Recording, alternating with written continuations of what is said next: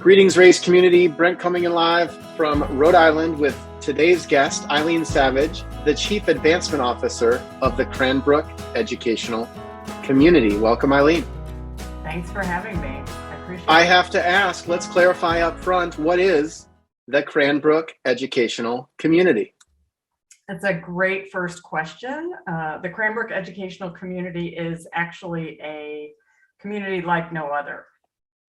It is a rare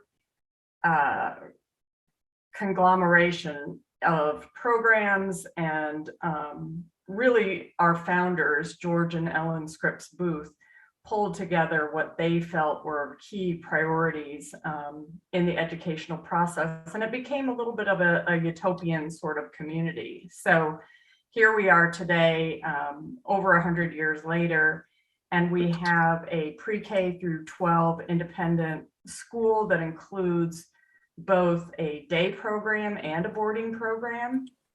And within that independent school, we also have the separation of two schools, the boys' middle school and the girls' middle school. So it's kind of a, you've got it all: independent school, day school, boarding school, and single sex, gendered school arrangement. That's one piece of the house.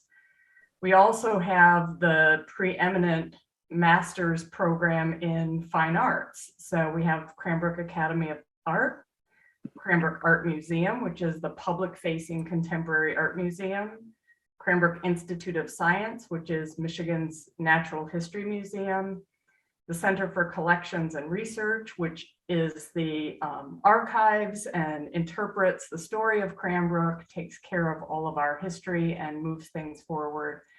I'm probably leaving somebody out. Oh, our Horizons Upward Bound program. So the way that I look at Cranbrook today is it's pretty much like a liberal arts college without the undergraduate degree, and replace that with the pre-K through 12, and you've got Cranbrook. I would encourage everybody, just if you're hearing Eileen say it's unlike any other and you're questioning if that could really be the case, just go to cranbrook.edu and you will see a website unlike any other in this space that helps immediately understand the breadth and depth of the work at Cranbrook, in addition to the camps that were referenced, I think briefly. So there is a lot there. This is not your just middle of the plate sort of K-12 independent school fundraising experience. And we're going to talk more about that, Eileen. But before we do, I've got to help our audience understand who you are. And one of the fun ways we've been getting at that is just understanding your own college journey. And so let's take a step back for a minute and think about junior year of high school. Who was that Eileen? What was she into? And what led her to study German at the University of Cincinnati? Junior year in high school. Wow. We're going way back. And that Eileen was looking at a senior year in high school where I was going to be one of only 2 students taking a 4th year German class. I was fascinated by the language and the history, and felt that I wanted to pursue that in addition to international business, mainly out of a passion for it because my family is German and I wanted access. So, and when you say your family is German, what does that mean? On my mother's side, both grandparents came over in the 1920s, and it was a very influential and strong part of my upbringing. So, and so you heard grandma and grandpa speaking German all the time. Did you pick any of it up as a kid, or not at that level? I tried to, because frequently my mother talked with my grandmother about what we were getting for Christmas in German. So I always wanted to overhear and eavesdrop on their phone conversations and understand what they were talking about, because all the secrets were told in German. So I worked hard to learn what I could, and I had kind of a street level German growing up, and it was my mother's first language, so it was very much a part of our life. So yeah, I wanted to learn more about the family history. I had a fascination for other history, and particularly Germany during the Second World War and post-war. And so going to University of Cincinnati, it was one of the top 5 German programs in the country at the time. And so that's what really drew me to Cincinnati. So I became a Bearcat. And is the strength of the program, I mean, I would imagine it's rooted in just the strength of the German community, German sort of history. I was in Cincinnati on Wednesday and over the Rhine, and you can't sort of, no matter where you look, there's some sort of German heritage reflected in everything from, you know, the beer to the name of the streets. Absolutely. It's still very much rooted in its German past. And in fact, when I was in school there, and I believe this is still true today, there is a church in over the Rhine that still has a mass in German every Sunday. So the Catholic Church, Old St. Mary's, very much so. And so you're going to Cincinnati, and I guess at that time you do the 4 years in high school. You continue both the broader kind of German studies with language being a part of that. Like every year at Christmas, are you getting better at speaking to mom? I mean, what was that journey like?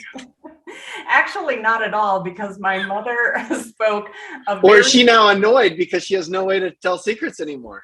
She can't tell secrets, but she spoke a dialect that is a language of its own. And I learned, you know, the High German. And so really almost 2 very distinct languages because the dialect was so strong. So yeah, it was a lot of fun.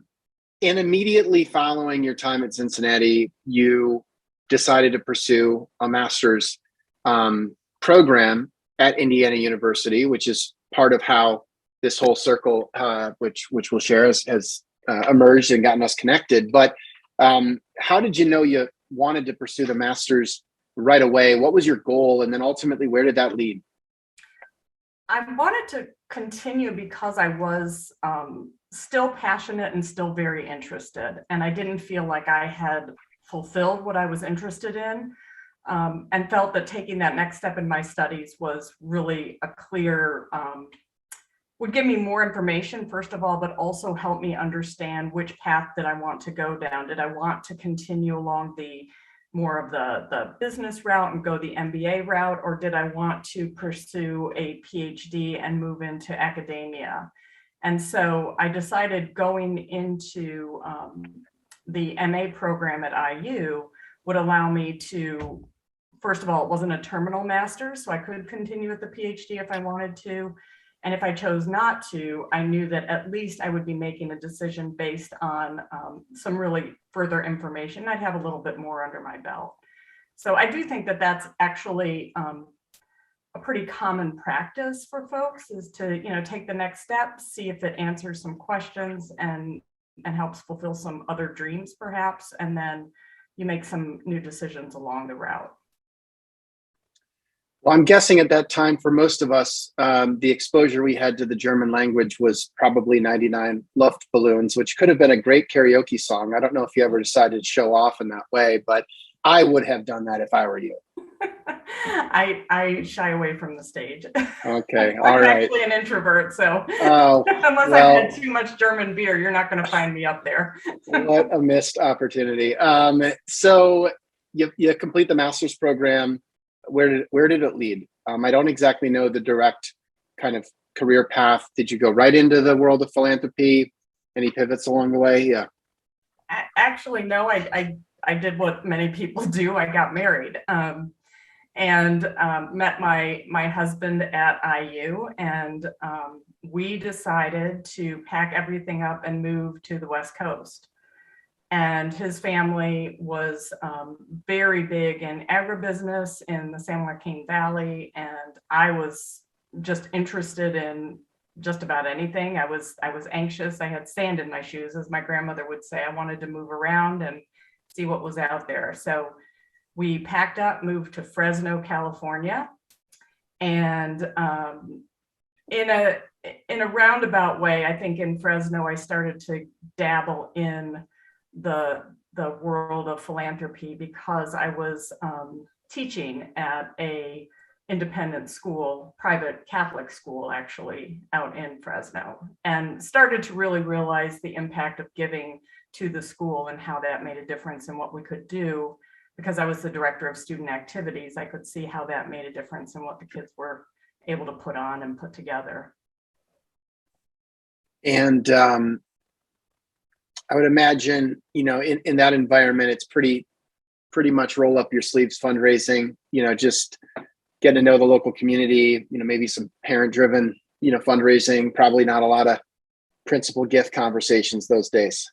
Exactly. It's very grassroots. It's really how I think philanthropy has found its best nature in this country, and that there are people who are trying to help each other through either funding, direct funding, or volunteering, talent, all those sorts of things that come together to develop our sector. And I certainly saw that along the way, and particularly at the school, with all sorts of volunteers. And that just continues as you look at any philanthropic endeavor, whether it's, at the principal gift level or beyond. You've got this puzzle piece that gets put together with all sorts of elements of fundraising.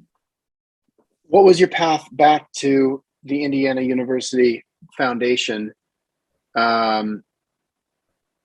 What were the stops between Fresno and there, or was it a direct return back? Well, it was driven again by more personal reasons. My spouse wanted to pursue a PhD, so I became kind of the trailing spouse and ended up at IU again in Bloomington.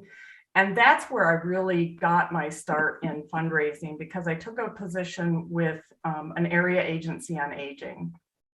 And at that agency, I was responsible for an AmeriCorps Vista volunteer program. So I got involved in grant writing. I got to understand a lot about, the reporting on grants and following the intention of the grant to a letter, and especially when you're talking about a government grant like that. So that was part of the role. Quality assurance programs. And the thing that really launched it was the state of Indiana required us to host a program on aging seniors and keeping seniors healthy, but they required the program, but they didn't give us any money to put the program on.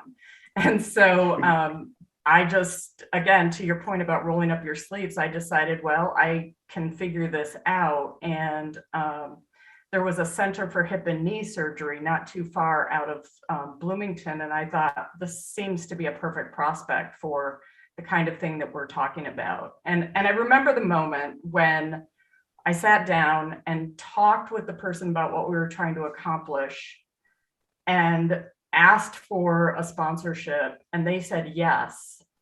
And right away, I realized, number one, people want to help.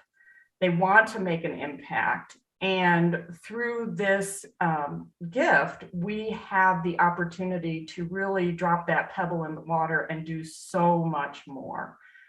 And that's when I really realized that this was something that I wanted to be involved in, and that I felt that I could be successful in, and most importantly, that it would have an impact on other people's lives.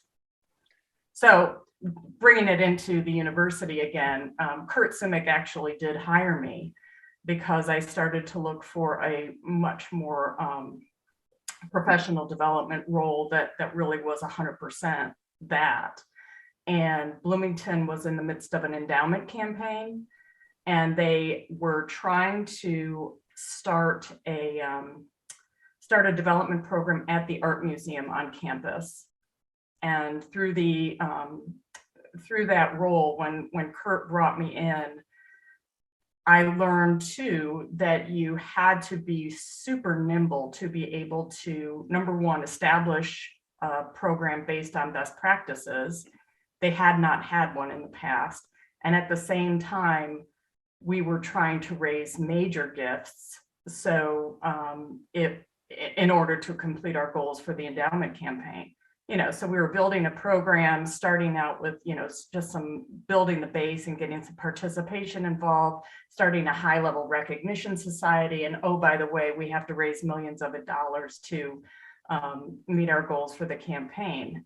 But there again, at the end of the campaign, we were successful in many ways that you measure success. And the way that I was most pleased about our collective success was that we had raised an endowment fund for each and every curator at the IU Art Museum that allowed them to then continue their work in the way that they wanted to. And I thought that that was successful.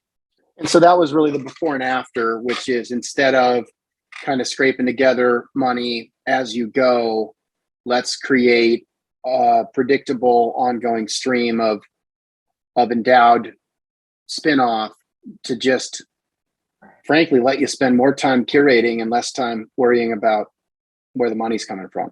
Exactly. And it was a brilliant campaign, and it was put together by Kurt, who was always the, tremendous public face of the university and tremendous in relationship building.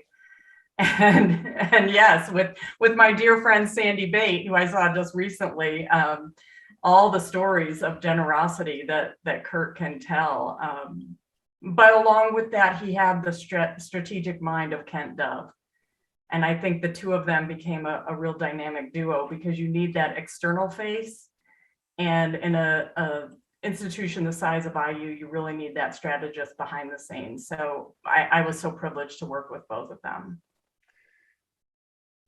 Tell me a little bit more about, outside looking in, you could say, oh, you joined Indiana, successful established fundraising organization, which literally teaches fundraising to everybody else.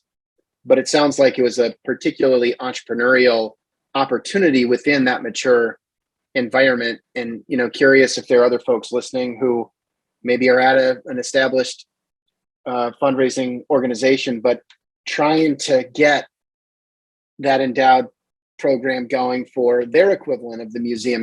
Any lessons learned on trying to be, you don't often hear like nimble and large public foundation in the same sentence. So, how did you balance sort of the infrastructure and the scale of Indiana, but still trying to find that path forward given that specific need?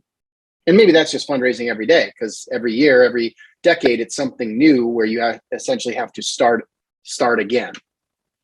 Yeah, I think that the one thing that that allowed us to kind of build the plane and fly it at the same time was the thought that, okay, here you are in a small unit within a very large multi-campus university, a much smaller unit that has that element of the quality of life that adds so much to the rest of the campus, and yet it hadn't been getting the public attention of the, really gathering in the people who love that place.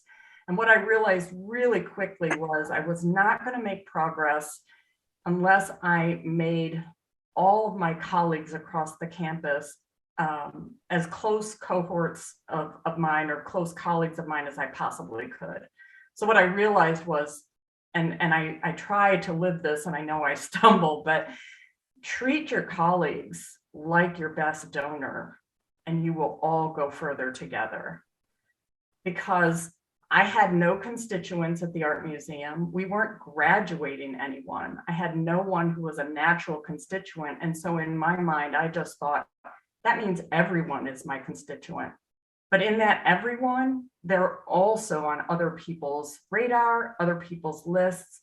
And so I had to become a very collaborative partner with my friends over at the Kelley School of Business or in the College of Arts and Sciences. I just had to make sure that we were not stepping on each other's toes, and that they knew I would support them as much as they were trying to also support me in my work at the Art Museum. Yeah. We talk a lot about the importance of polite persistence in engaging donors. We can't be too aggressive, but I think all too often we're too passive, right? I sent one email, they didn't write me back, they must not care. Or wrong. It's just people are busy and they don't write back to the first email in 2022. And so it sounds like that spirit of polite persistence not only applies to the donor engagement, but how do you stay politely persistent with your peers in a university where you're sort of reliant on each other, but but not necessarily having reporting lines or influence where you can just, ask somebody to do something or tell somebody to do something. It's sort of more influence. Exactly. And I think you have to use that to your advantage and figure out how to leverage your colleagues. And also recognize that everyone has goals. Everyone is serving a lot of people in their work. And so at the best that we can, make sure that we're trying to support each other. And yeah, be persistent, but at the same time, be a really smart partner, knowing that we're all kind of in it together. And I don't think that we talk enough about our internal workings and our internal relationships. We talk a lot about donor relationships, but I do think it really starts at home and making sure that we're trying to be as best a partner to each other as we possibly can. Without putting you on the spot too much, although that is kind of the whole point here, how do you do that? How do you think of the staff or other stakeholders recognizing that we're never even going to get to all the donor relationships that we need to, but I guess we're definitely not going to if we don't have a well cared for, energized, committed staff. So, are there things that either Kurt or Kent did with you and your staff that you've tried to emulate, or habits that you've developed that are maybe you feel have served you well or that you've gotten positive feedback from over the years? Yeah, and I can speak to some examples of both. Please.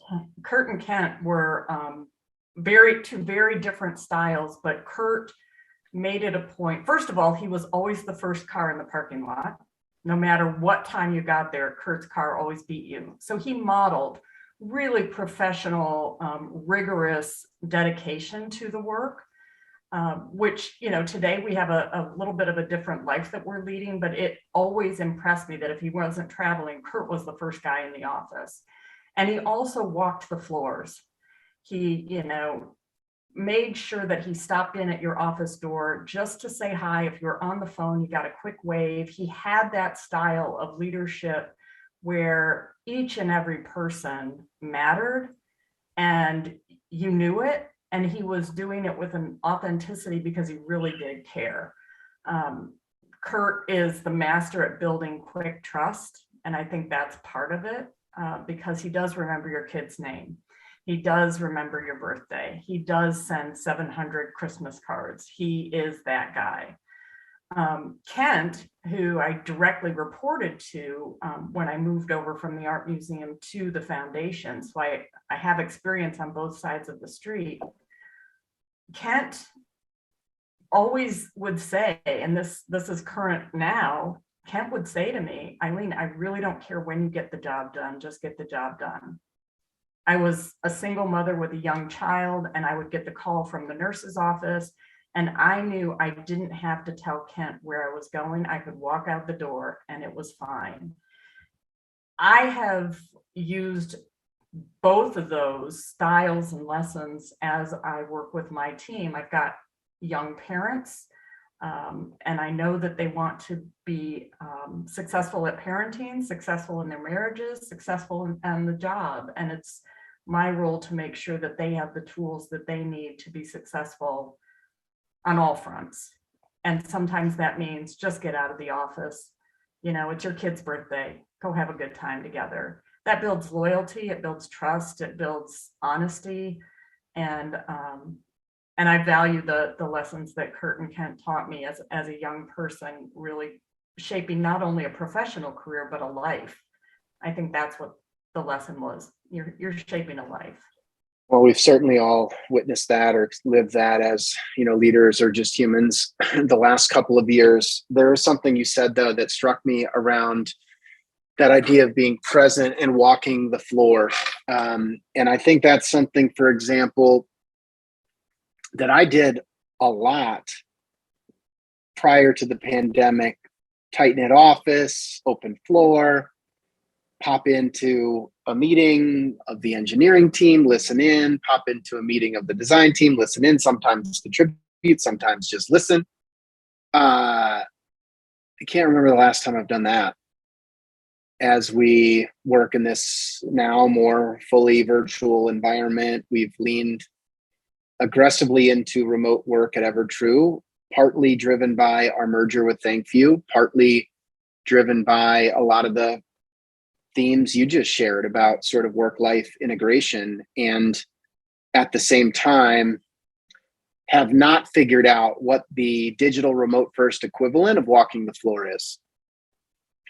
So I'm making notes to figure that one out, because it really shouldn't be that hard. In fact, it should be easier than ever because teams are getting together, the Zoom meetings are scheduled, but you can't rely on kind of randomness the way that we might have in the office. We've got to be more intentional, I think, in this environment, and that's something that I've definitely failed to do.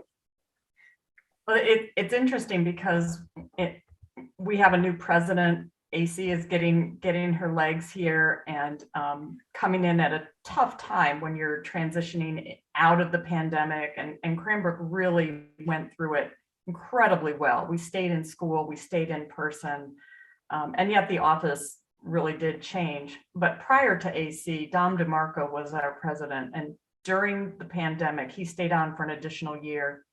He would do something which has grown to be known around here as a Teams bomb. And Dom would just drop in on a video chat with you unannounced. All of a sudden your Teams would start lighting up and Dom would have his face on your screen. Just, that was his way of walking the floor. He would just check in with you. And we joke, like, did anybody get bombed by Dom yet today? I mean, what's going on? So he found a way to do it. And I love it. Well, yeah. To my colleagues, Lillian and Solange who are listening, let's get the Brent bombing going here following this, and we can thank Dom. And then when it happens, let's send Eileen a screenshot of, in our case, the Zoom bombing that will go down. So thank you for the inspiration, for sure. I have to ask, in addition to the work you were doing with Kurt and Kent, one of the real distinguishing factors of Indiana University is the Lilly School. And my understanding is that you had the opportunity, you mentioned teaching, you had the opportunity to continue to teach. Tell me more about both that experience of getting to teach philanthropy while at the same time you're still learning it yourself, but then also what others listening who've maybe heard of the Lilly School or maybe know of it in passing should really know about what makes it special. I think to answer your last question, what makes the Lilly School really special, I think, is it's the full integration of research applied to the practical side of our work. And so I love the fact that everything that they're teaching, everything they're talking about is really based in current research that the research teams or others, around the world are putting together so that we have cutting edge understanding of what is working and what are best practices in philanthropy. So it really helps for decision making to have that backbone of the research when you're trying to figure out your priorities, because we all know we just don't have enough hours in the day. How do we structure a campaign that's going to be successful? What are the kinds of things that we really need to be evaluating? What are the key indicators that are going to be successful? So all of that research, even thinking about women's philanthropy, or like Tyrone Freeman and his recent work on Madam C.J. Walker, all of that comes into play as we're thinking about, okay, what does that mean for us and how can we apply that into our programs today? So I think that that's what makes the Lilly School really special. It's that unique combination.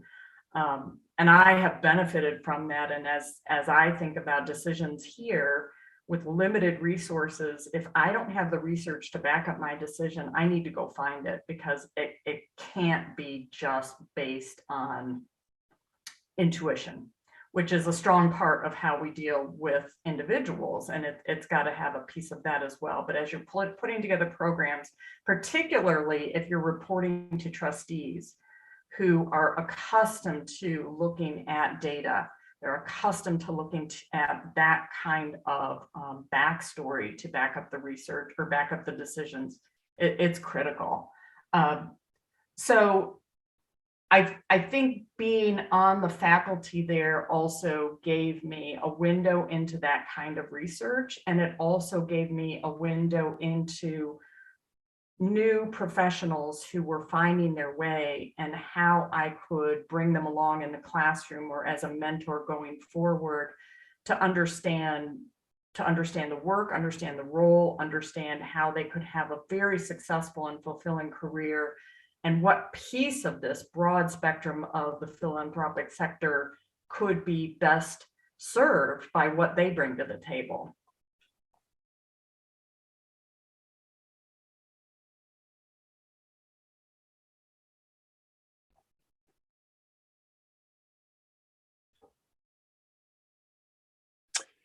The Lilly School is an amazing organization, and it's so established and respected, but I do feel at times it's almost understated. Like there are times when I feel like we should all be doing Lilly School stuff like all the time. And I don't know why I feel that way, but it just feels like almost like it should be bigger than it is, if that makes sense. Well, I'm kind of laughing because, it's in the Hoosier heartland, and Hoosiers are modest. Yeah. We're not real good at tooting our own horns, but I agree with you. The Lilly School is the gold standard. And I send my team members there as often as I can, or have them working on online courses, and I'm taking online courses because it never ends, right? Well, that sounds like a perfect plug for our audience, who are, advancement leaders or aspiring advancement leaders.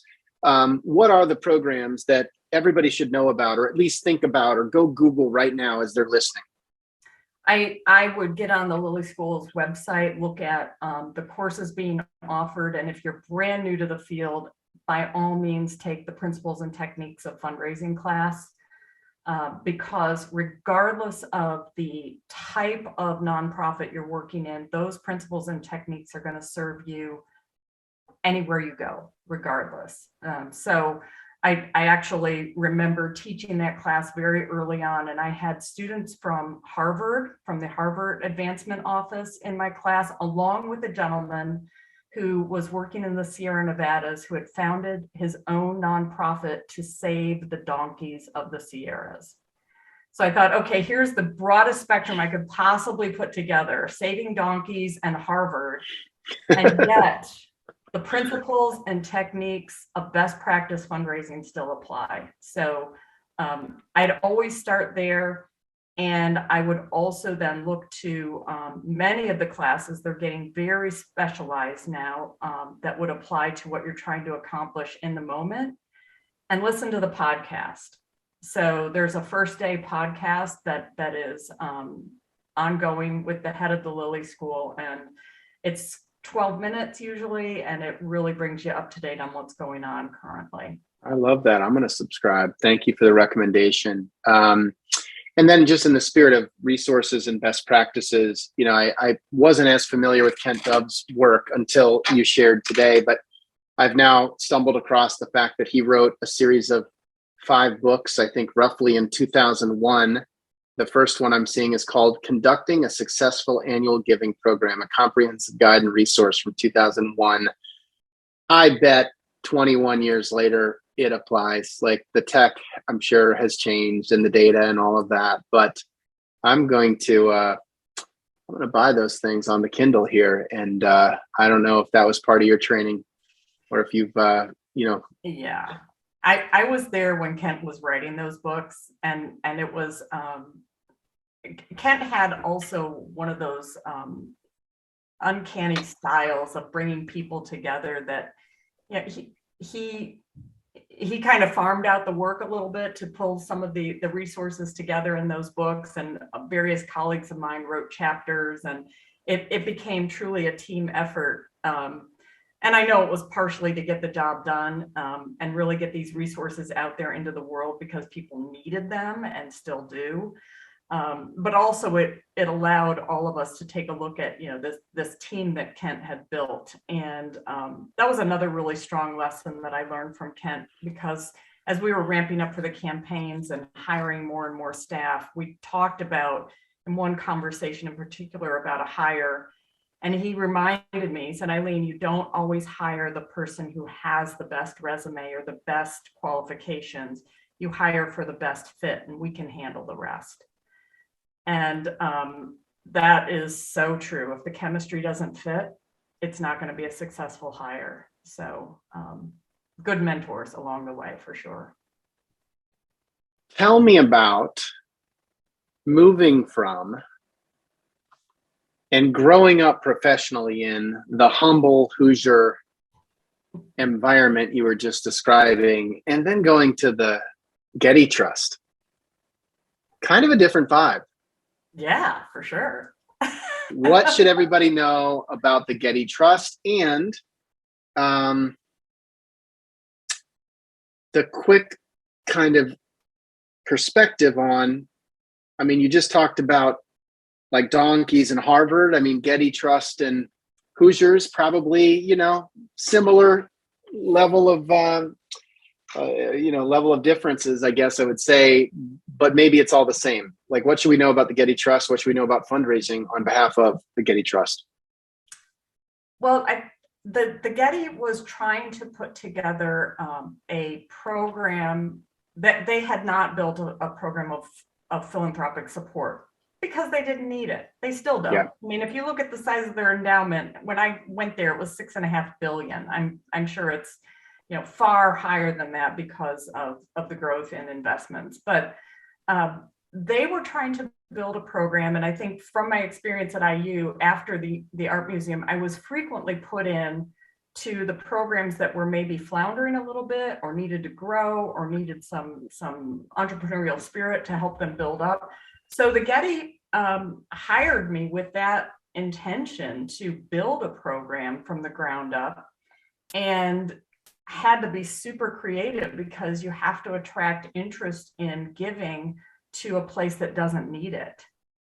So, but, you know, speaking of Harvard, that is the Harvard model. It is about it's about association. It's about association with a brand. So that is always the lead with a place like the Getty or Harvard. And it's also about access. So who gets access? How do they get access? And what kind of access do your audiences want? The Getty is unique in that it has not only the art museum up on the hill, but also the villa. They also have an archive, a research archive, and a conservation institute. So it's very interesting, like Cranbrook, a very interesting conglomeration of programs that we could use to our advantage to help leverage those constituents who are interested in the various parts. So different vibe, but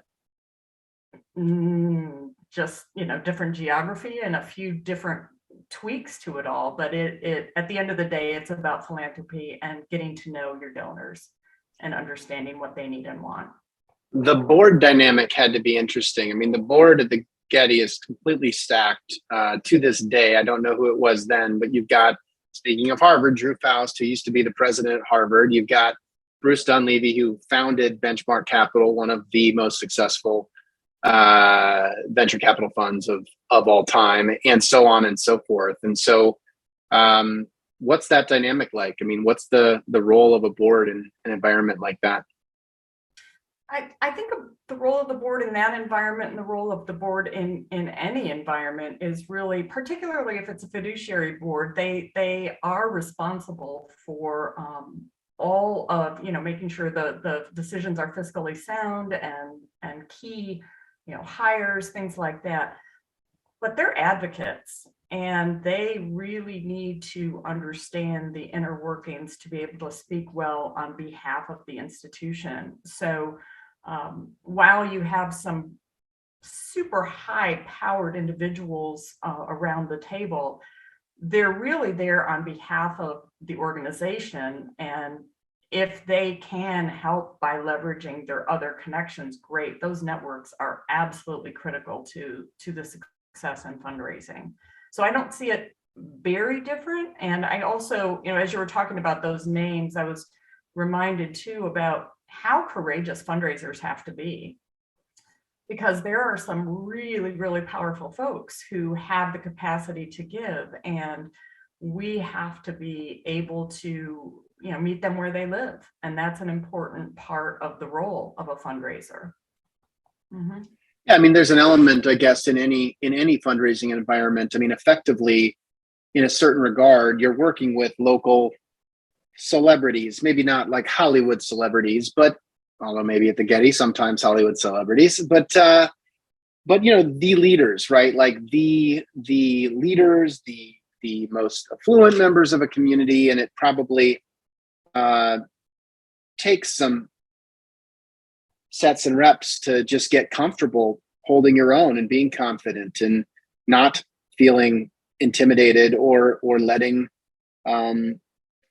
somebody drive the conversation too much just because they're highly accomplished and that's what they do in their field. Yeah, and I do think that recognizing that everyone has their doubts, their places where they might feel a little bit shakier than others. That's just human nature. And I think that we have to come to those conversations with authenticity and be as genuine as we possibly can, not be afraid to say, I don't know, and ask questions. But I think it's really our role to ask really discerning questions, listen really well, try to get a good understanding of the perspective of the people who are so engaged in the organization that they're willing to give up hours and hours and hours to be supportive with their talent and with their time, and think through, okay, what is it about their interest in this place that is going to really continue so that there is perhaps a financial investment. I think we just have to see people as people and understand that. Although I will say there is that power dynamic. And I think the more that we can come to those conversations with clarity and specifics, the better off we are going to represent our organization. What was it about Cranbrook that inspired you to make the move in 2017? I think it was more, well, first of all, Cranbrook is very much like the Getty because of the way that the programs are put together. It is complex, a bit disjointed sometimes, and yet coming together, and some of those silos are really breaking down. Also, similar to the Getty, the founders are still around. So the Getty family members would frequently show up. And same at Cranbrook, we still have members of the Booth family involved here. And so you think about how do you respect those family members who are the founders of the institution, and make sure that there is an understanding of their sights on the place and what they want to do to keep things moving forward. On a much more personal level, my family's in this region, and it was a really good time for me to come back, reconnect with my family. My mom was still living when I moved back, and I was really fortunate to spend the last 3 years of her life together with her while I was here. So I would say all in all, it was really driven by family and personal connection. I meant to ask you about some of the memorable gifts that you've been a part of. You named two in our pre-podcast questionnaire, one in Fort Branch, Indiana, and then the Gilbert gift. So the floor is yours. What should we know about those experiences, and what did you learn? I'll start with the Fort Branch, Indiana gift. It was a gift that I worked on while I was at IU, and it reminded me just how precious gifts can be. And it really was the story of an elderly woman living alone in a beautiful little house in Fort Branch, and her husband, who had passed, was a film collector of Black Hawk films. And she realized that by keeping these in her closet in her unair conditioned home, the films were just going to deteriorate, and she wanted to give them to the film studies program at IU. They had a university connection as well. And I remember visiting with her over several occasions in the living room, talking with her about her husband and how difficult it was for her to transfer those personal possessions to the university, because she really, I think, in her heart of hearts was giving up another part of him, but she knew it was the right thing to do. And I cite that gift because it reminds all of us that it's not necessarily about the value of the gift and the number of zeros and decimals. It really is all about the ultimate gift as it's defined by the donor. And in this case, I think giving all of those films to the university was the ultimate act of generosity, for Ida was her name. And it just taught me so many lessons about what generosity means, what an ultimate gift really is, and how generous people really can be. And then Great story. It's obviously it's still so close to my heart.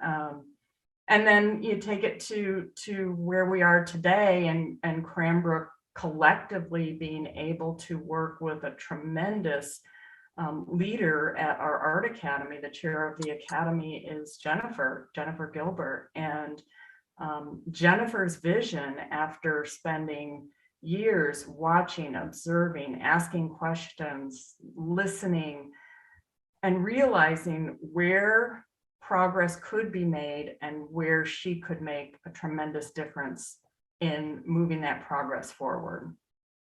And so just, headlines for folks: $30 million gift to support work on diversity, equity, and inclusion. It will support 20 full tuition fellowships for students from underrepresented groups, and create an endowment and financial aid. And truly, 20 years from now, the world will be a different place because of it. Yeah, absolutely right. And already Cranbrook's world is different today because of it.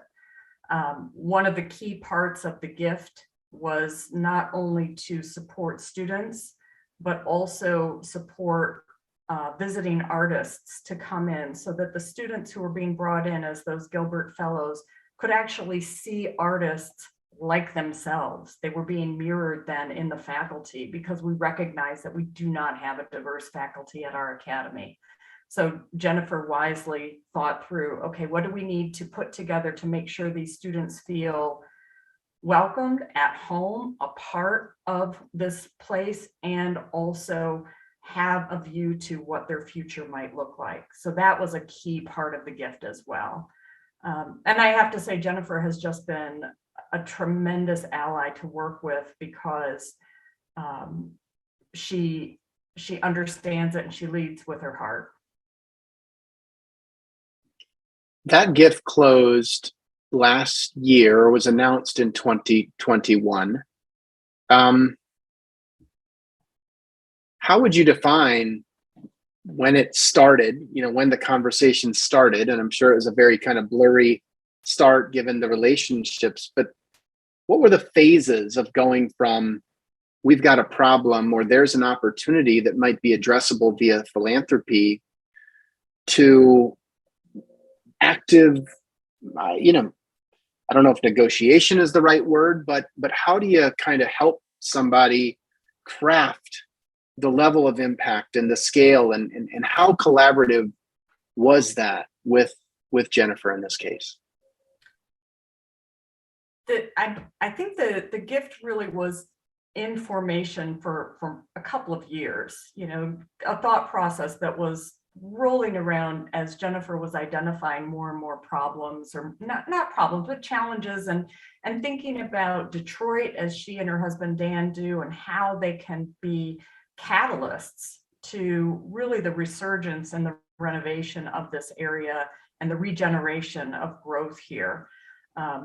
How do we innovate? How do we put creatives in the boardroom? How do we recognize that the problems that we're trying to solve have to be solved with all minds at the table because it's going to take that kind of thinking. So I think over time, Jennifer was seeing her role as the chair at the Academy of the Board of Governors and recognizing, okay, what are the lessons learned here and how do we have to bring these into play here at Cranbrook?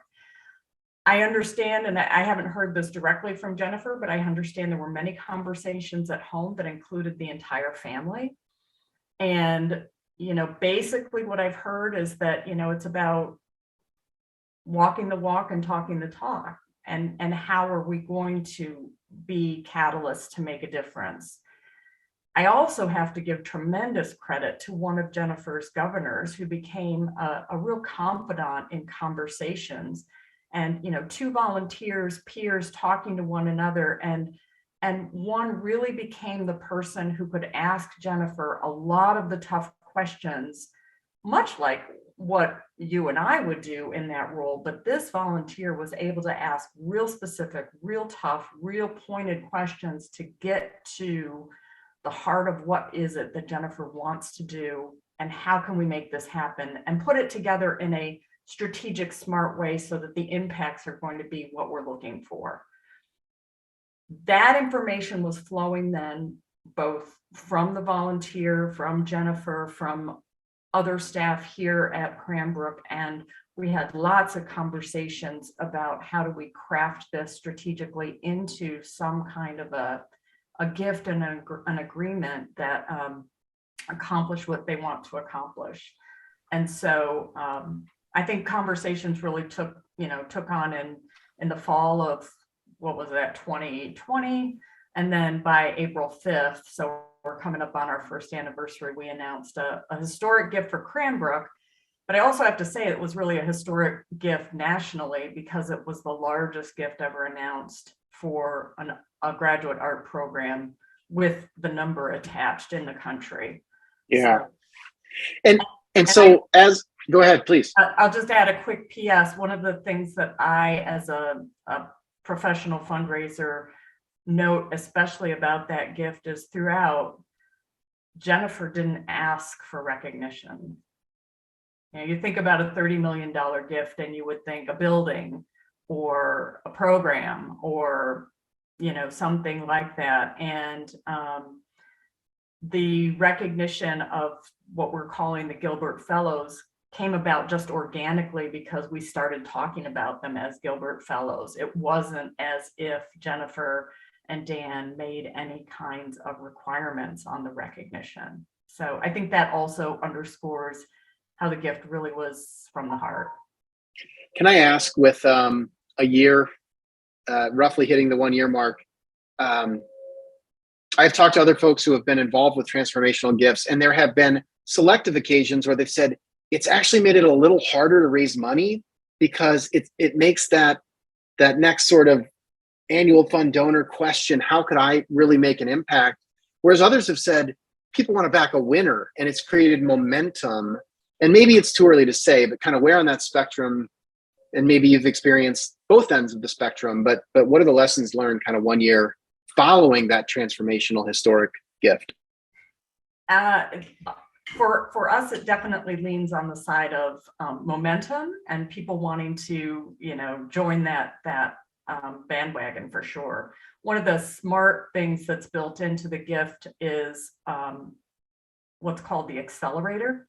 So there is an endowed fund that will come to us in time, but the challenge for us is if we are able to raise $3 million, I'll put it this way, for every $3 million we raise currently for the Academy and Museum, we receive $1 million of that endowment currently. So it really built in a way for people to feel urgency, feel like they could participate in some bigger success. And we are on track to raise that $3 million. Probably we'll hit that target by the 30th when we have our big studio fundraiser. So, yeah. So next level matching Exactly. experience, sort of. You've commented about the importance of venture philanthropy. It almost sounds like this reflects that and was structured in a way to inspire that next level of impact. But what is venture philanthropy? Why do you think it deserves more attention? I think we need to figure out a way. Well, a component of the gift is for new revenue generation. So we have a pool of funds where our program, the academy students and some of the leadership in the museum, we can apply for basically a mini grant out of this pool of funds when that money is applied to then further generate revenue for the academy and the museum. So when I think about, that kind of dedicated pool that we can go to with ideas, to test ideas, they might fail. And, from Jennifer's perspective, fail fast, fail quickly and move on, but use these funds to test some really interesting ideas, because we're innovators here, we're creatives here, and we have to have the ability to do that. So that to me really falls into that venture philanthropy. It's money set aside to invest, and you're not always going to hit a home run, but you have to try. You have to take like your internal Kickstarter or your internal Shark Tank, sort of. Exactly. Well, I know we're coming up on time. Tell me a little bit about the team. Are you hiring? And if people want to stay in touch, what's the best way to do that? I have a phenomenal team. I have the dream team. It was what I always wanted after I left IU, to recreate what Kurt and Kent had done. I feel like a mother hen. I'm so proud of all of the people we've been able to pull together here. And yes, we are hiring. We're expanding out. We're in the campaign planning stages for our comprehensive campaign. And so looking for major gift fundraisers, donor relations and stewardship, all sorts of the whole spectrum. And it's a great work environment with really good people and a great mission. So, yeah. Well said. Well, I'd encourage everybody to look Eileen up on LinkedIn. I know even recently you've been sharing some of the active roles that are, that are available, and would encourage folks to reach out, mention that you heard from her on the podcast, and, keep an eye on Cranbrook with all the momentum that we just heard about, and such a unique, go to the website. Great job, whoever did the website, by the way, because that is a lot to be able to simply articulate on one homepage. Very well done. Very well done. Thank you. So with that, it is great to have another member of the Lilly School Mafia, the Kurt Simic coaching tree, that has been such a great source of guests and insights here on the Raise podcast. And so with that, Eileen, thank you. Best wishes. Thank you. All right. With that, Brent signing off with today's guest, Eileen Savage, who serves as the Chief Advancement Officer at Cranbrook Educational Community. Take care.